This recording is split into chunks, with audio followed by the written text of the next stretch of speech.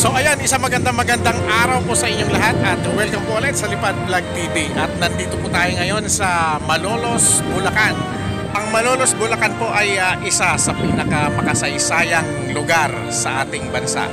At ang Malolos din po ay naging kauna-unahang kapital ng Pilipinas. Noong panahon ng First Philippine Republic noong 1898 hanggang 1899 sa pamumuno ni General Emilio Aguinaldo, unang presidente ng Pilipinas. Matatagpuan din po dito sa Malolos ang simbahan ng Baraswaing Church, kung saan makasaysayang simbahan sa buong Pilipinas.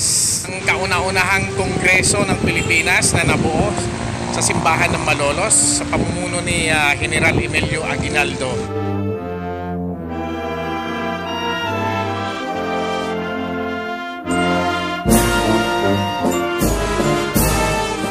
At bukod po sa Baraswaing Church, makikita din po dito ang Malolos Cathedral, o kilala siya bilang Immaculate Conception Minor Basilica. Bali yung simbahan ng Malolos ay dalawang title niya. Isa siyang cathedral at isa rin siyang minor basilica.